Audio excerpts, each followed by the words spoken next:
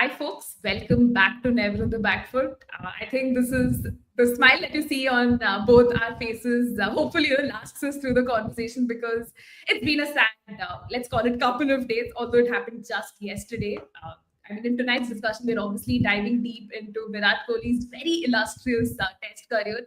At this point, I think I'm not even qualified enough to talk about it, but I honestly, again, could not think of anyone better than Rishabh to, just invite and have a chat about Virat Kohli's highs, which obviously, just there's so much to talk about. The lows, obviously, the legacy he leaves behind off record. We were talking about, the kind of test captain he's. There's just so much to unpack Yeah, here. So bear with us to all the listeners who are joining in, and do get all chatty in the comment section as well. We will make sure to, pick your comments. But Rishabh, first things first, what did you make of the retirement? I know I haven't seen any story from your side, which is like, what is Rishabh doing? What is happening here? So yeah, let's just open the question with your first thoughts. I've been writing 2 whole days about Kohli, so I haven't had time to process at all to even put a story. Firstly, but yeah, it is disappointing because okay, we knew it is coming at some point, but maybe not so soon. I think easily he had at least another 2 3 years easily in him of Test cricket, at least. Probably the England tour, if that also didn't go good, then it wouldn't have been much of a surprise. Okay, fine, he's disappointed with himself, he's not done well, done, but should have really at least held on till the England tour. I feel, yeah, I mean, I'm not able to process where, how, why, what, how, why has this happened, but I feel it's a little too soon. Shouldn't have. Yeah, not quite happy, really. And I think this is one of the instances where we will find ourselves, short of words and emotion because it just feels very shocking in that sense. But before we start, dissecting what this means and just reflect on his legacy, Rishabh, the double whammy, of course, here is that even Rohit Sharma has retired, which has obviously sent shockwaves, right? I mean, Rohit Sharma's first 5 days later, we see Virat doing the same. So, a quick word on Rohit Sharma and how that also just got you very surprised. Yeah, you usually don't see two big retirements coming in such a short time of span. I mean, Rohit also the Australia tour, just 31 runs from 3 tests.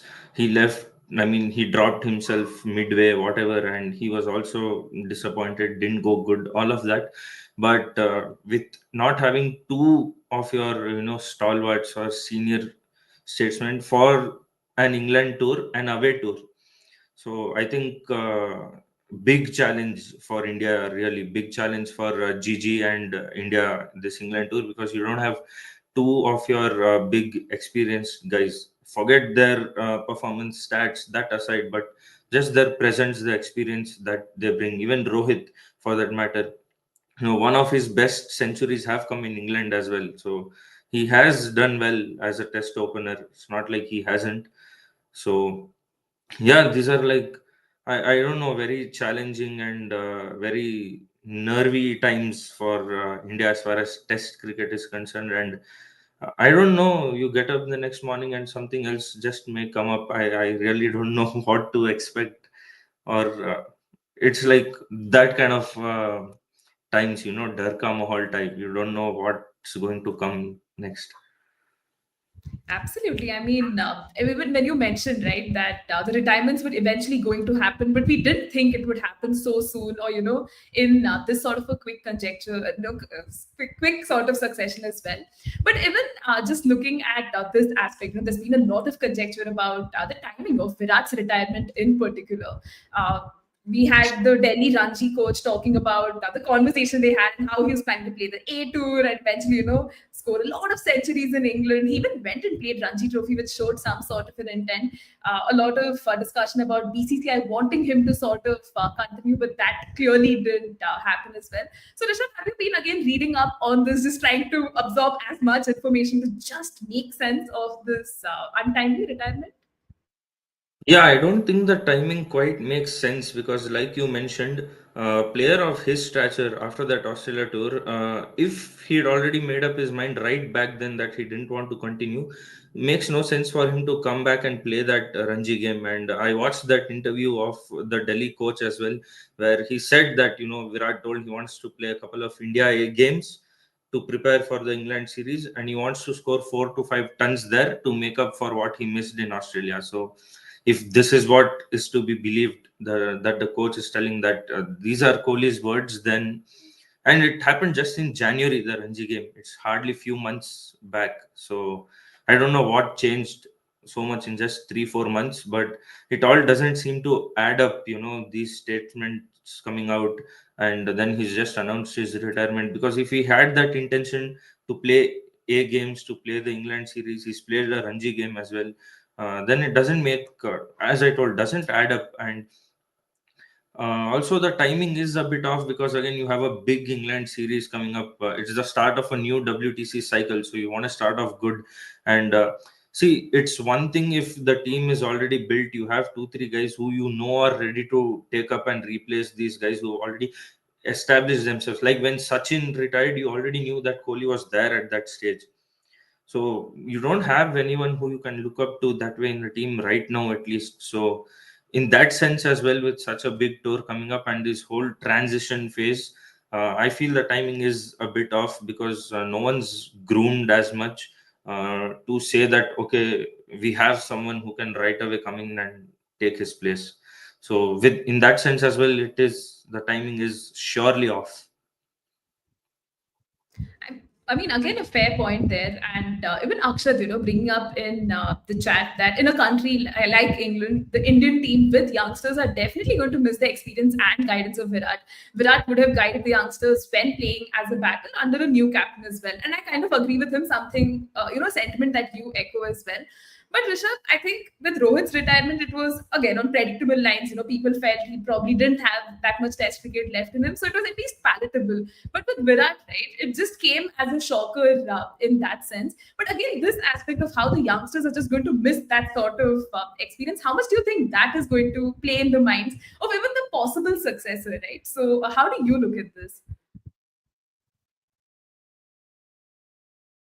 Presence in the dressing room, 100%. Virat's presence in the dressing room is obviously a big factor because whether he's the captain or not, we've always seen how he approaches the youngsters, how he talks to them. Even in one of an old interview, Kohli had once mentioned that I always go up to these youngsters because I want them to be ready. It should not be like the team should take 2 3 years to rebuild once the seniors are gone. He's made this statement. So that clearly shows that how much more than youngsters wanting to go to him, he wants to go behind them to ensure that the team is right up there when all these guys leave or go back and the legacy doesn't come down.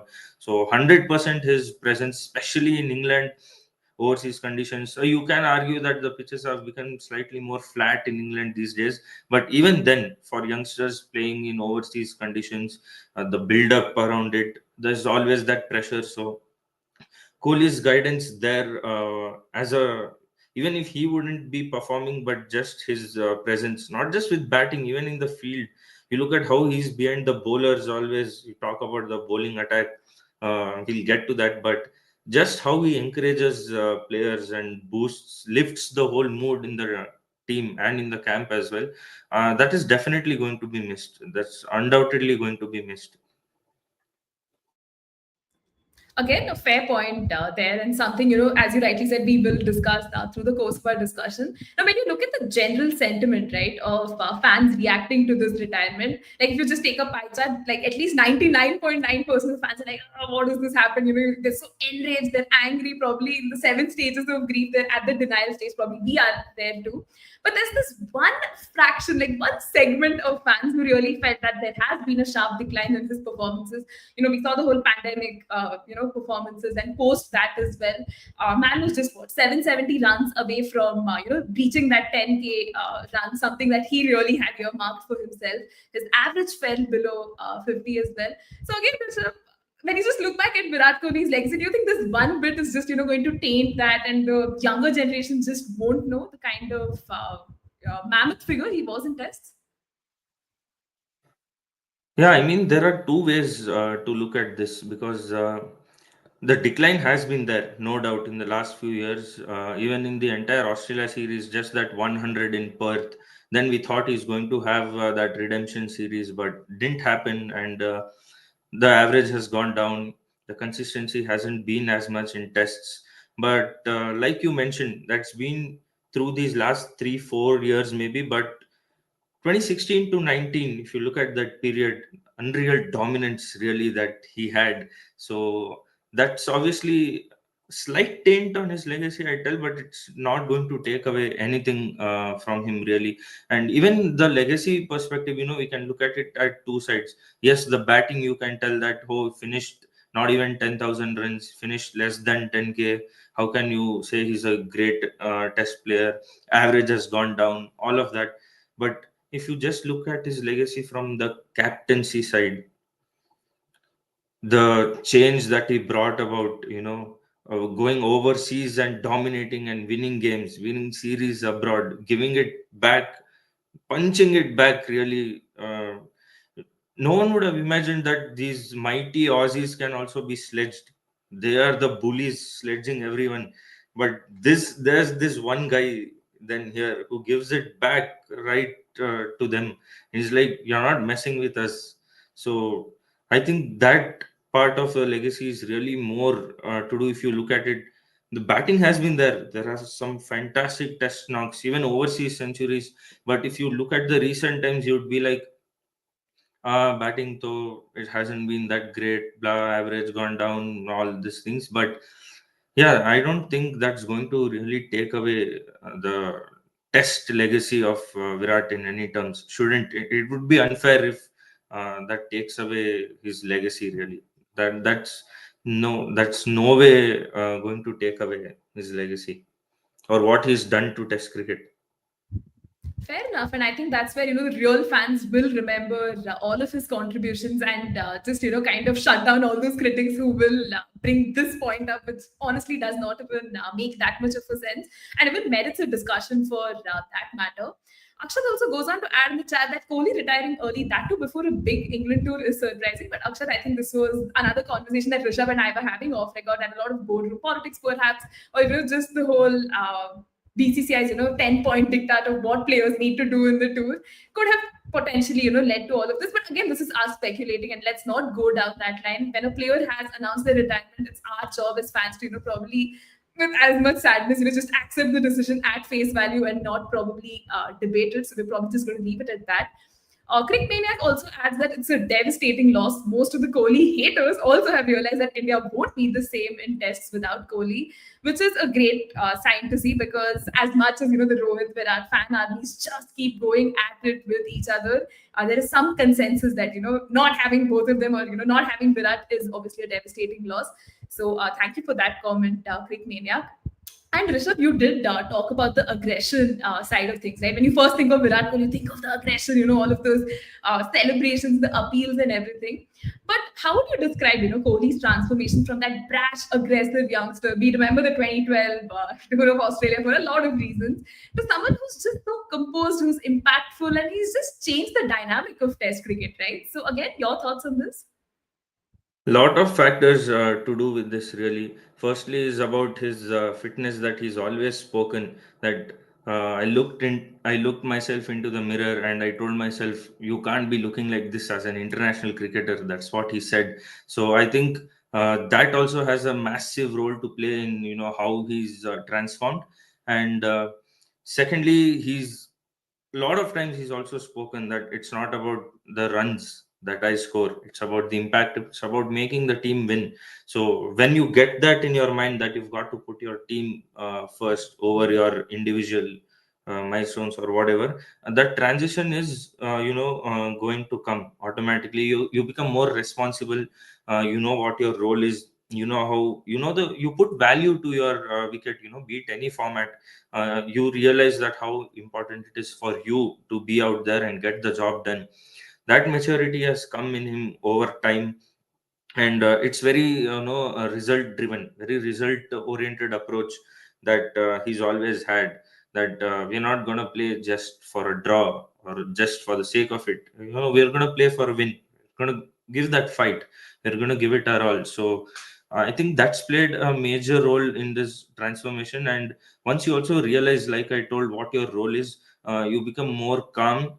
You know what you're supposed to do, and you don't let the noise, affect you or get to you to your game.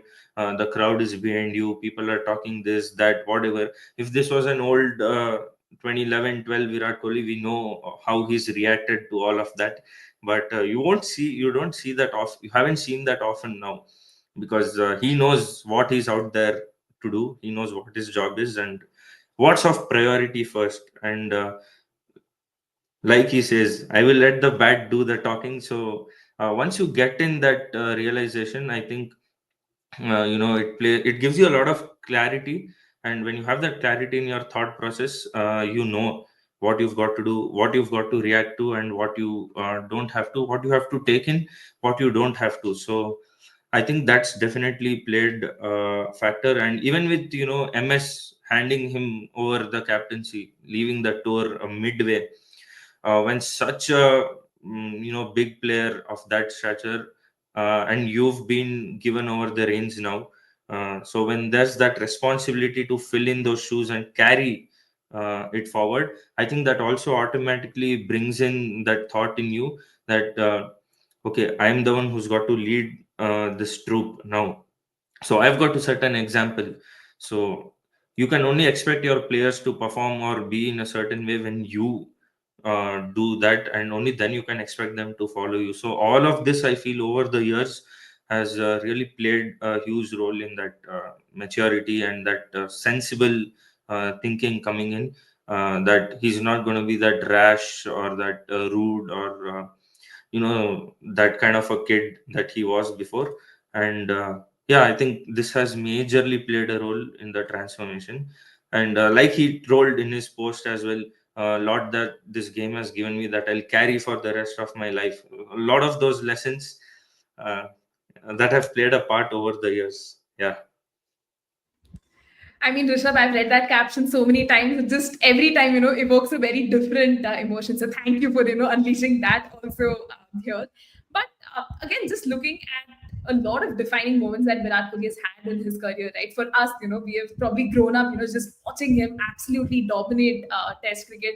And the loss feels more personal because this is someone you've just literally grown up watching, right? But if you had to just probably, put a pin and be like, yeah, this was his defining moment that really established him as that sort of a test cricketer, what is that moment for you? I will again go back to the 2014 Australia tour, because I was looking up at one of I was just scrolling through videos the last 2 days, and I came across this one conversation which he had with MS in the team bus before the final day of the test, where they had to chase 360 odd on the fifth day, where he scored a century and we fell short by 45 odd runs something. But I remember that conversation. So that's where I think Dhoni apparently asked him that, do you think we have the batting to chase this down? I mean, you have the intent, you have the intensity, but what about the others? Will they be able to carry the same as you? Virat said, we won't know until we try now. So we have to go for that win. So I think to have that kind of a thinking at that very age, when you're taking over captaincy midway through the series, you're not even like, it's not like you've been doing the job for a long time as well, but you have it in you that you want to change that perspective, that we're not playing for a win, not for a draw, sorry. We've got to go for a win, and we won't know unless we try. So the fear of failure isn't there, that fearless approach. So I think these statements and that performance and that tour has to be the point which defines his test career. And I think from there it's gone up and established himself as a captain or as a batter, or just that kind of a personality, I feel, in test cricket. So for me, that has to be it. That has to be it. Yeah, I mean, Virat Kohli and Test cricket is an entirely different emotion. It just elicits such different emotions in all of us that I don't know, like even the captaincy aspect, and that's why let's just take up Crick Maniac's comment. He says that captaincy would have fueled him up. Without captaincy, he looked a little bit, out of sorts in Test, like an existential crisis at times. Giving up captaincy didn't help him get the form back. So, Rishabh, let's actually take a brief moment to talk about the captaincy aspect. We were privileged. I would use the word privileged here. Very careful with that because 7 beautiful years we got to see him captain Team India, being one of the most successful captains that India has seen. Right? Yeah, Rishabh, just talk to us about Virat Kohli, the captain, and how it was very prematurely stolen from him, but it is what it is, right? Yeah, building on what I was just saying from that 2014 Australia tour, that thinking that he had as a leader, that, we've got to show that we are not here just to play. We're here to fight. We're here to give back. We're here to dominate. We're here to win. And he's done that. 2018, first Indian captain to win a test series against Australia in Australia. Two wins in South Africa. Wins in England. So winning overseas tests was a dream for us, and there's this man who's turned that into reality, really. And yeah, I think captaincy, that challenge is always, fueled him up. He's always told us that the challenge is something that I really enjoy and that excites me and fuels me up. So definitely, especially in test cricket, to bring this whole perspective change and change the way people look at Indian cricket as far as Test cricket is concerned. Definitely, captaincy fueled him, and I think there were also a lot of reports coming out that he wanted captaincy, but BCCI apparently denied him captaincy or whatever, and that could have played a role in him calling it quits. Again, like you told, we don't know how much truth there is to it or not, but certainly captaincy really got the best out of him, and it made him get the best out of others as well. Not just fueled him, fueled up the entire team, I would say. So certainly, definitely, captaincy has played a big role, be it any format for that matter, not just tests. Yeah, because the outpouring of tributes, right, from his own teammates and colleagues just gives you that impression that the man was indeed India's finest test captains. It's not just the stats or the numbers that do justice to it. When you have your own teammates who are vouching for it, I think we were very lucky to see Virat Kohli, the test captain. Hopefully, we could have seen him, carry on for the longest time. As you rightly said, captaincy did bring out the best in him. I think his average also, right, as a captain with the bat, he was just so beautiful to watch. But anyway, let's not go down that route of how things were stolen. But yeah, Rishabh, you had something to add here. Yeah, 16 out of those 40 wins came overseas, the most by any Indian captain. Saurav Ganguly had 11. Ganguly gave that spine, but it was this guy who really carried it forward and showed us that, we can win tests away, win series away as well. So, yeah, just adding to the captaincy, it's really privileged that we've been able to see Virat captaining the test team and bringing Indian test cricket to where it is today. And I really hope the generation to come can actually live up to it and carry it forward and doesn't go down to back where it was 10 years back again. I really hope and pray that it does not, because he's given it his all to build what Indian test cricket is today. So it's really going to be unfair if that, I mean, yeah, it's going to take some time. We can't expect them to, right away carry forward the legacy, but hopefully we still are the same Indian team that goes overseas, wins games and wins series, and, not just plays there for the sake of playing or competing. Yeah, literally got goosebumps there when you mentioned that, Virat hopefully has left the team in good hands and they can continue the kind of good work that he's done. A lot of people, in fact, talk about this that when he took over Test captaincy, India was languishing at what, 7, 8 in the Test rankings, and he ensured that Yeah. we won so many Test matches, which a lot of people just take for granted. But winning Test matches every, cycle was massive. This was obviously, before the World Test Championship came into play.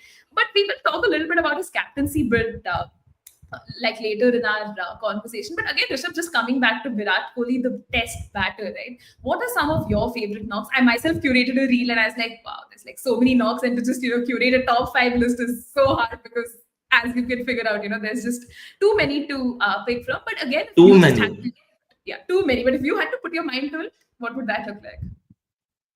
First century that he scored in Australia 2011, twin hundreds in 2014, 2018 Edgbaston, the century that he scored in England. I mean, you can tell 254 not out is his highest score. That was Pune, South Africa, fine. But these overseas hundreds, England, Australia, these have to be, especially 2018, when he had a very disastrous 2014 tour of England. That always plays in your mind, coming back from that and scoring that century. And he had a fantastic series as well, that in 2018. And Australia has always been his happy hunting ground. We know he's always given it back. It takes me back to that Mitchell Johnson scene, firing bouncers, hitting him on the helmet, throwing the ball back to him, and then Virat Kohli scores that 100. Those kisses that he gives to Johnson, that intensity, dude. I mean, can keep talking. Uh, you can just keep talking literally, but yeah, I mean, these are definitely going to be some of the best test knocks of him for me, undoubtedly.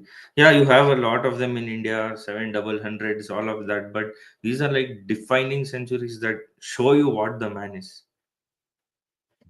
Very true, Rishabh, and I'm very glad that you brought in that Australia knock, because a lot of times it just goes under the radar because they're like, that's Virat Kohli's splash side. We love to see more composed Virat scoring those centuries. But for me, it has to be the twin centuries at Adelaide, right? In 2014, India was going through that sort of a transition period. Virat took over captaincy from Dhoni. So again, Rishabh, let's probably delve into the captaincy side of things. Like, how do you think he just changed the approach and identity, right, of the Indian test team? We briefly spoke about the rankings being low, certain things just not working out well, and how much of a horror it was, man, growing up watching India just lose test matches overseas, and you're turning on the TV at 5 a.m. to just feel all the more depressed and go to school sad. But man, entirely changed that narrative, right? Yeah, I think if you look at the Indian team, they've always had great batters, Sachin's, Dravids, Lakshman, all of these guys. But if we had to become that team who has to not just dominate but go abroad and even win games, you needed that bowling pack. And that's the change, the mindset that he got. He's always told, I wanted to build a team that can pick 20 wickets. That's the only way we are going to win tests. Pick 20 wickets. That's it. So that's the change, the mindset change that he brought in. Again, going back to that conversation that I told you that he had with MS in the team bus, that we've got to go for a win.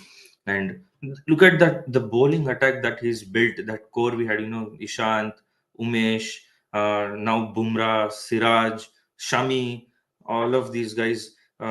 That core, and again, we've got to talk about the fitness change that he got into the Indian team. All of this wouldn't have been possible without the fitness regime that he got in.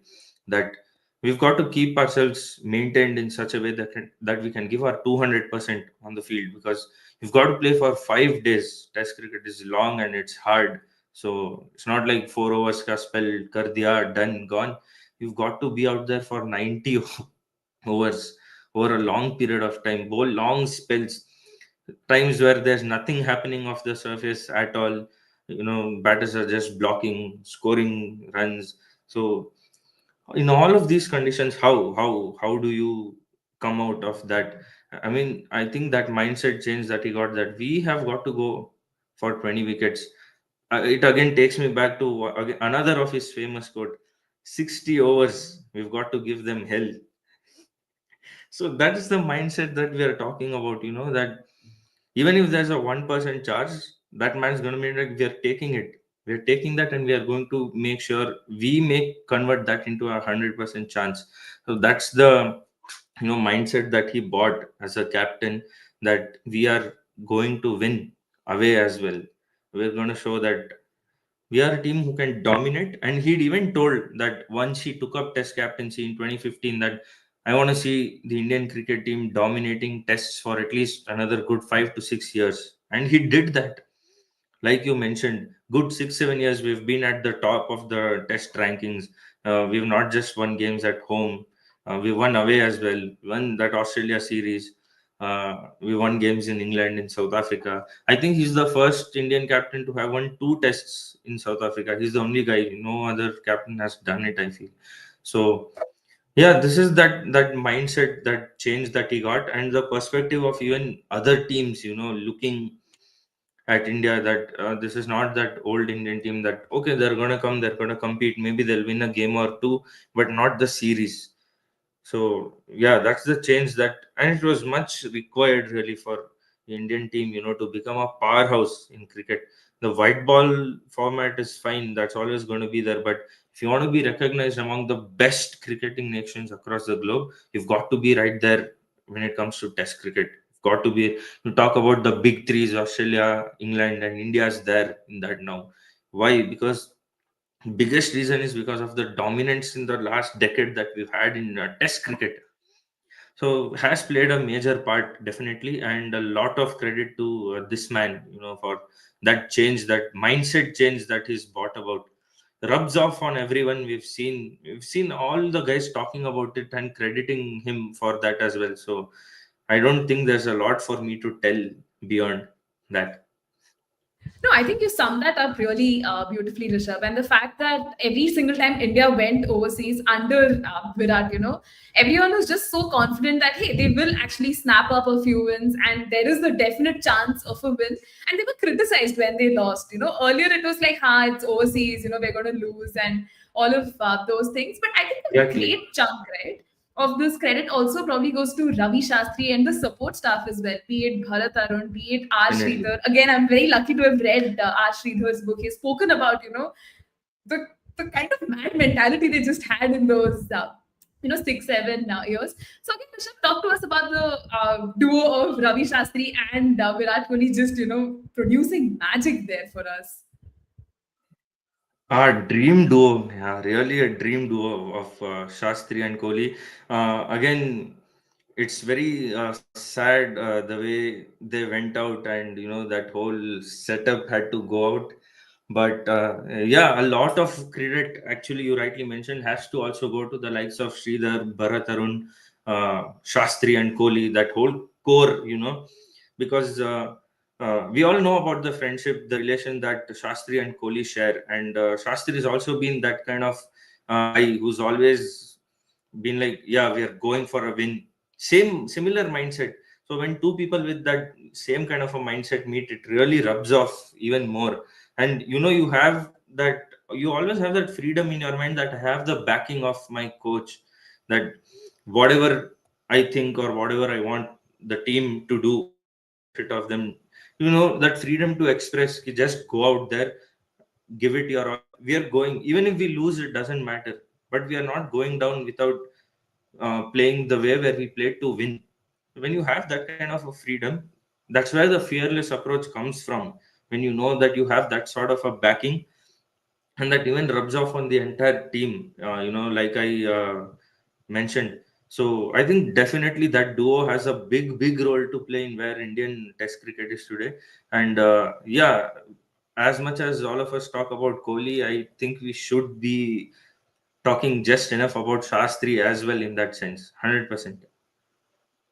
Yeah, honestly, because after Virat Kohli's retirement from Test, the one tweet or the one post that I was hoping would come on my timeline would be of Ravi Shastri, because he is a man who can take a large part of that success that they have shared. And the moment I saw his tweet, I was like, yeah, I can still probably digest this, live with the fact that they have created that sort of a mentality, and it has worked out really well for the Indian team over the years as well. And as much as we glowingly talk about Virat Kohli, the captain, the kind of golden years he had. Now every cricketer does face struggles. They have slumps and everything. So looking at Virat Kohli's 2020 to 2022 time, right? Particularly his struggles with the century drought. Every single time people wanted him to score centuries. So Rishabh, what was your thought process as a fan then? Like, were you also constantly rooting for that century? Were you just fixated on that because he had golden years before that, and now this very tough period that was going on? A lot of people also forget that his average didn't really dip so much. He was still getting those 50s, just not able to convert. But did you read into it too much? I was just going to come to what you mentioned, that even in that period, he still did have a few really impactful and good knocks. It's not like he didn't, but the expectation from the man is so high that if he went 2 3 years without scoring a century, or like Kohli is done, Kohli is finished. That the expectation is so high that you take nothing less than 100 from him. So as much as players tell that they don't look at the outside noise and all of that, really, I feel that pressure really got to him, because even after that he took that whole mental health break, and he also spoke a lot about it, how he felt the fatigue and how it got to him and all of that. So I think that also had a lot to play. Yeah, a lot of people will also argue that his technique took a hit, outside of dismissals, all of that thing. But I'll just tell you one thing. Look at Virat in T20 cricket. Just look at this IPL, the way, or the last IPL, the way he's been playing, the way he's competing, and the way he's matching to those standards. Even at this age, if a guy can bring about that change in his technique and approach, even in a shorter format at this point of time, could he not have overcome the technical challenge even in Test cricket? Definitely he could have.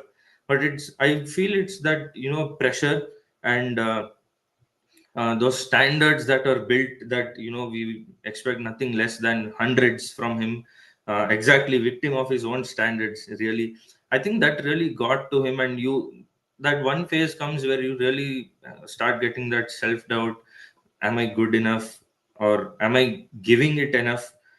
Because you yourself have set those that high standards. So I'll on a funny note, I'll be like, bro, Kohli, you're responsible yourself. But yeah, I mean, still had a lot, at least 2 3 years of Test cricket definitely left in him. Like I told, even in this period, even that second innings, first Test in Perth, he scored that unbeaten 100. So it's not like even through this phase he wasn't getting the consistency of those innings had gone down, but it wasn't like he wasn't getting them at all. So yeah, it is fair that he wasn't contributing as much with the bat. I am not denying that.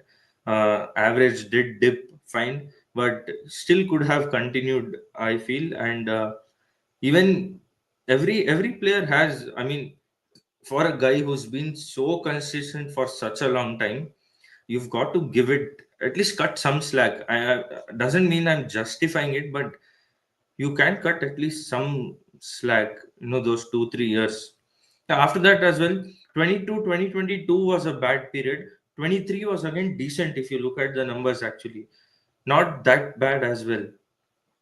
And only recently the outside of cutting has been becoming a lot of a big issue in the last 1.5 2 years, I feel. So yeah, the slump is, I think, inevitable to come to the greatest of players. So uh, yeah, I don't think that should take away the legacy from him, even as a test batter. He was only 700 odd runs short of 10,000 runs. And from the history of test cricket till today, there have only been 15 players who have got to 10,000 runs or more. Only 15. And he was just 700 odd close to that. So you can imagine the level where he's been at. Yeah, and I think this is one of those unsettling things we're probably just going to have to live with for the rest of our lives. That the man still probably had 2 3 years of Test cricket left in him. He was one of the greatest ambassadors of Test cricket.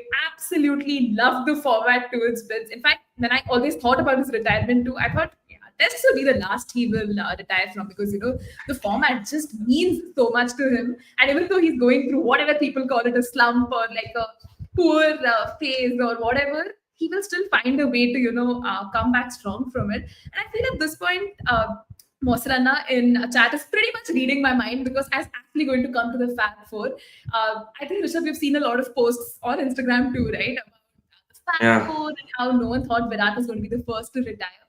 So I'll ask you two questions here. One is obviously where do you rank Virat, in the modern day test grades, right? Especially these the Fab Four. And yeah, obviously let's also address how do you feel knowing that Kohli ended with the worst stats amongst this quartet. I really think this is a little bit of a case of potential not totally realized. You know, the last 3 4 years definitely could have ended with 10,000 plus. Even if he had half his consistency of what he had throughout, he could have certainly gotten to that. And yeah, I mean, as a fan from the outside, it does feel like he could have really finished. I mean, if this was the end, he could have really finished on a lot better note, lot more runs, probably a lot more hundreds, 50 plus average. He could have finished with all of that. So that does hurt from the outside as a fan that probably the finish wasn't as good as it should have been. But again, it all comes down to the same thing that none of it really takes anything away from what he's done or what he's been, even as a batter in Test cricket. And coming to the ranking of the Fab Four, uh, keeping into consideration the recent numbers as well, wouldn't be bit fair if I keep him on one, although the fan in me would want to. But I think at this point, I'd go with maybe Joe Root one, then Kohli, then Smith, and then Williamson, maybe. Yeah. Yeah, fair enough. I mean, it would be really bizarre if we put Virat at one, taking into account his past few years as well. But just another comment here from Musran, of course. His average 30 plus in post COVID years was still better than top seven batters in those years. And it's a great average for most batters of this era, but his standard was much higher than that. I think this is a point we would definitely agree with, and something that's going to live with us, ki boss. Things could have been better, but I don't think, there's any point dwelling into the past, no? Even now, even now, 123 games, 9,230 runs, 46.85 average. If you look at Virat Kohli's standards, you'll be like, ah, shit, it dropped down from 50. But if you just take that out for your mind for a second and look at it like 46.85, that's still a phenomenal average, dude. It's just that his own standards are so high that you don't expect anything less than 50 less average. Oh, it's not good. 46.85 is still a fantastic average for someone who's played more than 100 tests. 100 tests is not a joke. So it's still a very impressive average in that sense. 46.85 still is a that 45 plus average is still a dream for a lot of players in this, that too in test format, really. So I still feel you can't be like he's ended on a with a poor average. Uh, that doesn't make sense, really. It's because you expect that much from him that you wanted him to have that 50 plus average all the time, but it's not test cricket, especially. It's not that easy, really.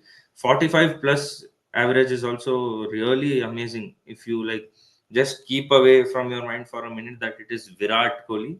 46.85 is actually an impressive average for someone who's played more than 100 tests. Yeah, again, to all our viewers, please, we are not Virat Kohli apologists. So, someone who's just defending him in the court. This is just us, sharing our opinions and how we feel very strongly about. If we really wanted to defend, I would have still told Virat Kohli number one Fab Four. Okay, Rishabh, thank you for the clarification. Not that anyone was attacking us, but it was very self-inflicted there. I wanted to take this very cheeky comment early on and probably add my bit to it as well. Quick Maniac goes on to ask us a very honest question that is, never on the back foot, inspired from Kohli. He stopped playing Yeah, back all foot front foot. shots. Yeah, he stopped playing back foot shots in tests. But again, just adding on to this, Rishabh, like just looking at his mode of dismissals in those uh, past few test matches, especially in Australia as well, gave us a clear reflection that his old problem had come to haunt him again. Do you again think it was more of like an actual technical thing? Was it a mindset thing? Because he showed clear intent to actually go back to Sanjay Bangar, work on his batting side of things. He played in Ranji Trophy, which a lot of people thought was demeaning, like, oh, he's going and playing Test cricket, so it's like, so whatever. I don't know. I don't agree with that line of thought. But again, do you think it was a mental thing, or was it actually a technical thing, which was again, causing the problem because of age?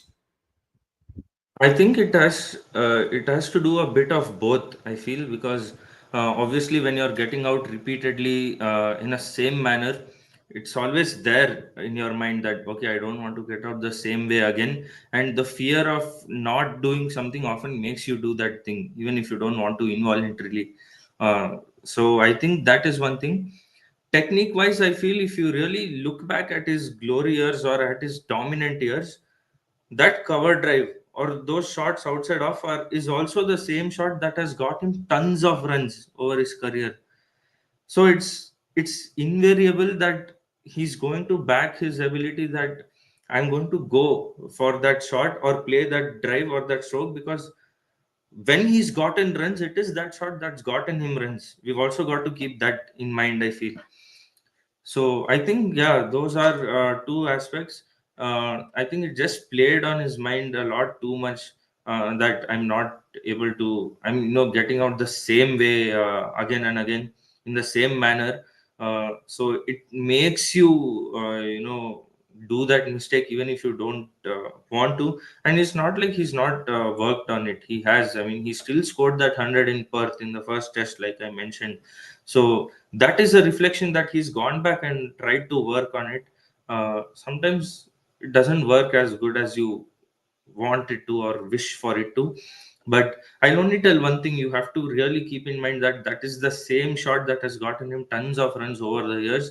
So you really can't be like he should have just stopped playing that shot or stop going outside of really. And we have this very interesting comment again coming in from Oslana that his technique in Australia screwed him over because his 2 point contact footwork, kept being a 3 point contact every now and then. This was already giving him lesser time. Obviously, it is a very technical one and a good observation as well. In fact, when I had a conversation with one of the coaches, regarding Virat Kohli's mode of dismissive on my audio podcast, she too, brought up this argument and even this aspect that his hand-eye coordination is going down with age as much as you're fit, but this is one thing you really can't control. It is very much out of reach. So things did kind of spiral down there. And I think this segment of our discussion, Rishabh, we spoke a lot about numbers and all of that. But again, just looking at the sentiment of this retirement, like for a lot of people, I think, including me, and I'm also taking a guess here for you, Virat was the reason we really got drawn into Test cricket. I remember just watching with my grandfather and sometimes getting bored. The passages of play could be boring, but Virat just got you so invested, and that was exactly the same time where he was kind of getting into the game, peaking, and just making some sense out of Test cricket, right? So again, do you have some reflections on this? And do you think now, post his retirement, the health of Test cricket itself is going to massively suffer? Already seen a lot of comments and a lot of discussions that people telling that we are going to stop watching Test cricket. We watched Test cricket only for Virat. He was the one who inclined us towards, or made us watch Test cricket. So yeah, I don't think over a long period of time, but at least till you get someone that kind of a player again who you can look up to really, at least till that time, I think there is going to be a significant slight dip. At least people might not watch uh, Indian Test cricket. I hope that's not the case, but yeah, but like you mentioned, he's been someone who's always, drawn. He's kept that format that was dying alive, really. Even if he's not scoring runs in the slips, at cover, at the boundaries, he's always so chirpy. He's always lifting the crowd. He's always there. His involvement is always there. It's always been there. There's not a moment where you can be like, oh, Virat Kohli is not there. So that has always been the case, and that's been a reason why a lot of us have also been, drawn towards watching Test cricket. That he's kept that entertainment more than entertainment. I'd say that belief factor. That we are also there to give it right back to you. If you are gonna sledge us, we are gonna sledge you back. So it brings that confidence as well, and you're not like if any pressure moment comes, okay, the team's done, gone, finished. That's not the case now. That also plays a big role in motivating yourself to continue watching, that I still know that maybe they can pull it off even out of nowhere. And that belief is something that this guy brought to Test cricket, I feel. So that's why a lot of us have been drawn towards. You look at the BGT, dude, everybody getting up at 4 a.m., getting ready to watch. Even in Kohli's worst phase, this last phase, even then people are getting up at 4 a.m., 5 a.m. to watch Test cricket. That speaks volumes. Absolutely. And I think Nosrana, again, being very spot on with this, that stopping watching 100%. Test cricket will be an absolute disgrace to Virat's effort over the years. He strived so long, to propel the value for the game. Any Virat fan should, support this format forever. If there's any takeaway from this discussion, I definitely feel it should be this, because Virat has been the biggest ambassador. In fact, I was having a conversation with my mom, that Virat is gone. What does it mean, for the health of Test cricket? Will we see, shortened Test series, more emphasis given to, your franchise tournaments and all of that? Again, it's something we can't really predict. It might go that way. It also depends on the new and current generation if they want to, also play the game, and if Test cricket is bringing you money and the whole revenue side of the game. But as long as Test cricket is there, this comment will stand the test of time. And as respect to Virat, I think we should definitely continue watching the format, right? Definitely, because like we've been talking through this time, he's given it his everything. And if Indian Test cricket is where it is today, large part of the credit goes to the man. So if he's brought it to that level where we have that belief that we can go overseas and win games, win series abroad as well. So if he's done so much to bring it to that level, and now if you stop watching, defeats the whole purpose of his giving so much to Test cricket, I feel. So definitely 100% it's going to be like water on his efforts if you don't watch or stop watching Test cricket, because we talk about will they be able to carry it forward from here, or it's going to be interesting to see how they'll be able to carry it forward from here and all of that. But even for us to be talking about will they be able to be carry it forward from here, to come to that point of conversation also, it's been because of what he's done these many years and brought it to that level, Alva. Otherwise we wouldn't even have been talking that, oh, can they carry this forward, can they keep it up the same way. If that standard wasn't set, we wouldn't even be talking about that right now. So definitely, yeah, should not stop watching this format at all. Yeah, keeping my fingers crossed that, even 10 years later, when we are having a discussion on, say, our next favorite player who is hopefully not retired, or like something, we still have Test cricket, which is very much a part of cricket's conscience and all of that. But another burning question, and this was a reality I didn't want to confront, Rishabh. When you think of the successor for Virat, someone who's going to come in at that number four position, have you again really given this a thought? Have you earmarked someone to be that sort of a successor? A lot of discourse, points to Shubman Gill being that sort of a player, stopgap arrangement in KL Rahul. People think Shreyas Iyer could be that sort of an answer as well. But have you made your pick? Yeah, it opens the door for a lot of names that you took right now. If you are looking at an immediate short term kind of a thing, I feel KL can be the man, because like Rohit told, he's been the crisis man. Whichever position you want him to bat, he's always done that irrespective of format. And I think he's the most experienced out of these guys playing in overseas conditions as well. But yeah, Shubman Gill, Jaswal's there as well. This also opens the door for Shreyas Iyer to come back into the Test team. I think there's Abhimanyu Easwaran as well, who's got to be given a long run. There's eventually Devdutt Padikkal as well in the line. So a lot of these guys who can come in with both Rohit and Kohli going out, actually that opens the door for a lot of these guys to come in and put their case. But I feel it is going to take at least another 2 3 years, because you can't expect of these guys to immediately come to that level.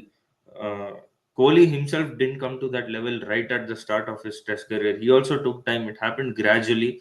So that's going to really happen over a period of time. And it is an opportunity and a challenge for all of these guys, because now they have that opportunity to make their place in the Test team. But the challenge is how well they take that opportunity, and how well they value it, because there are a lot of names. There's Gill, there's Iyer, Jaiswal, all of these guys. Uh, so yeah, I don't think at this point we can pinpoint or pick one name as a number four replacement. But if I had to pick one for now, I think for now it will be KL for me at number four. Yeah, this is probably going to be a very pertinent discussion once India announces the squad, right? Because right now it's just probably us speculating. We have a lot of batters who are flexible, who can play up and down. So it's going to be interesting times. I hope people just don't give up because Virat is gone. We're probably going to stop watching and seeing what's happening in the Test arena at least.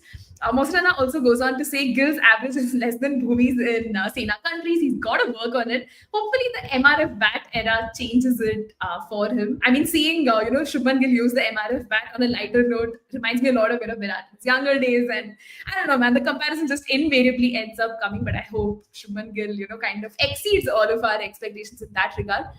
He also goes on to add that still believe KL is our best batter over the past decade in overseas conditions. So probably can be the right sort of a successor as well.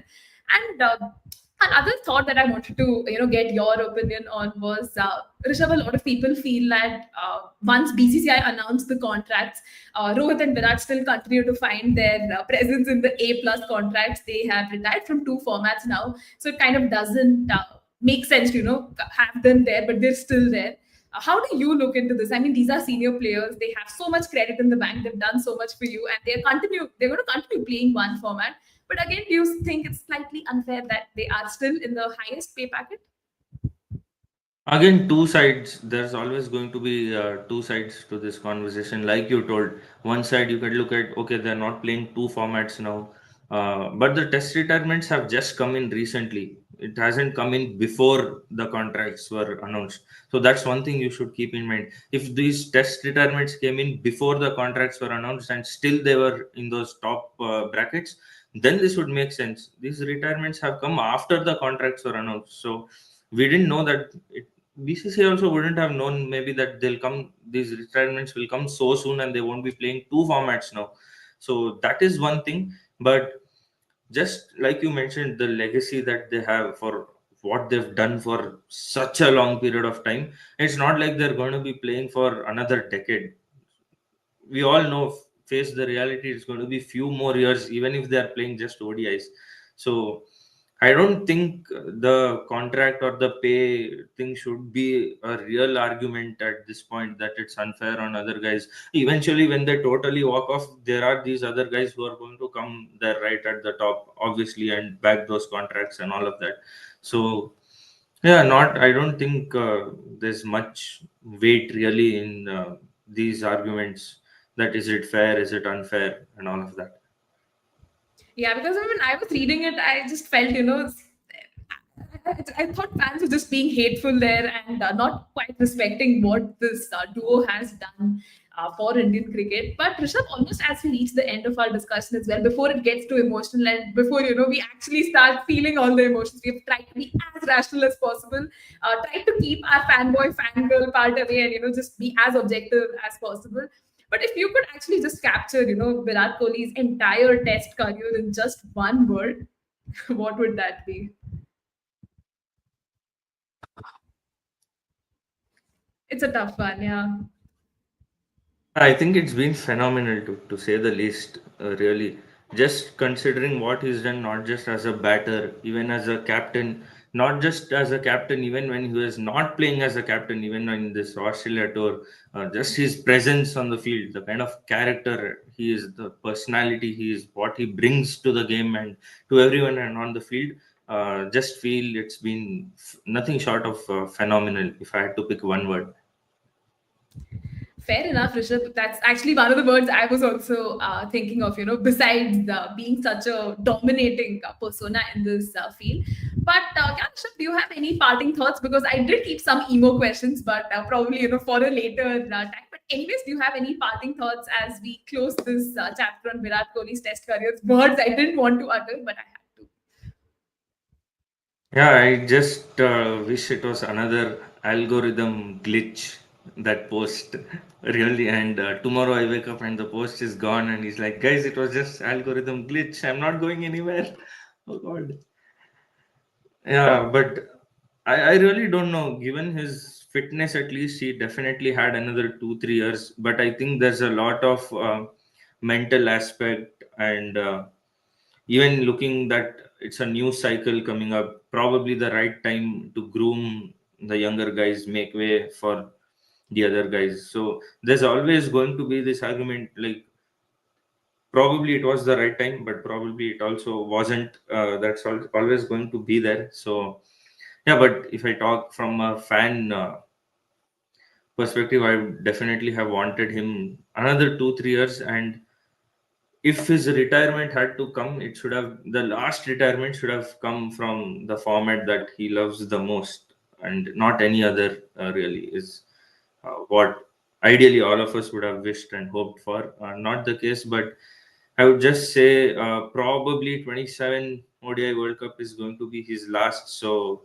just enjoy it till it lasts is all I want to tell, because I don't know, ODI retirement can come anytime soon. He may not even play that. I don't want to tell it, but you've got to be ready for anything at this point. So I'd just say whatever is left, just enjoy whatever bit is left, really. And yeah, as much as the you look at the stats, oh, less than 50 average, oh, no 10,000 runs last 2 3 years dip, all of that is fine. But please look at the legacy and what he's built, what he's done over the years, and where he's brought Indian Test cricket to where it is today. I think just for that, at least, this will go has to go down as one of the biggest legacies. I feel has to go down. Yeah, I mean, besides all the And glaring yeah, contributions he throughout had. the conversation, I've been having this with me right here, Kohli Whites. So Yeah, I mean, that is beautiful, Rishabh. And I think even Mostana goes on to add that I think we won't feel the emotion for real until, they actually play a test match and Kohli isn't present on our yeah, field. it's really like you'll tell that it's going to take time to sink in. It'll sink in eventually, all of that. But when you actually see the next test, especially it's an overseas series, mind you, especially, and you don't have that one guy who's there to give it back to these guys in overseas conditions. That's when it's going to actually hit that boy Kohli is gone. He's gone from tests. That's when it's actually going to hit. And you need that kind of a character, especially in this format where you've got to show that fight and that hunger through 5 days for 5 games. When the opposition's coming at you, conditions are against you, and all of that, you need that kind of a character. And I really wish and hope that we get someone who can bring that kind of a character and that kind of a personality back, and just keep that aggression, that intent, and that positivity alive around the entire setup. Yeah, Yeah, I could really feel the emotion on that one. And it's a massive void, big shoes for the successor to fill in. We can't expect immediate return. So I hope this is an appeal to all the fans who are watching us. Will catch the stream later, that let's be as patient as possible. Transitions are by themselves very chaotic, very messy. But I think as fans, the least we can do is try to be as calm and patient about it. I know we're going to yeah, miss Virat, we're going to miss Rohit as well. But this is a very testing time for us. So let's see how things go. And on that note, I would also like to draw curtains on our discussion. Thank you so much, Rishabh, for joining me. It was really fun. Okay, fun in the sense because you're also a fellow Virat fan. Just talk our hearts out about every single aspect of yeah. Virat. It's I think it's coming now. I think to all the viewers who joined in will agree that we were as objective as possible. We spoke about all the highs, the lows, everything in Yeah, between. And it is because of fans like Subhashini as well, a friend of the podcast, that our channel continues to thrive. Hopefully, we'll reach the 1,000K subscribers mark at some point. But guys, please. yes, we didn't do the plugin, but if you haven't already, guys, please do like the stream, share with your Virat Panglu friends, and subscribe to Never the Backfoot as well. Check out Rishabh's content on Sportskeeda, where he has written some very interesting articles about Virat, and it's amazing listicles that would just remind you of the kind of legend that Virat is in this format. So Rishabh didn't ask for the plugin, but I just gave it anyways. And that's all, folks. Take care. And probably after this live, you'll see Rishabh and I guys. You guys won't get to see it, but anyways, good night. Bye, guys.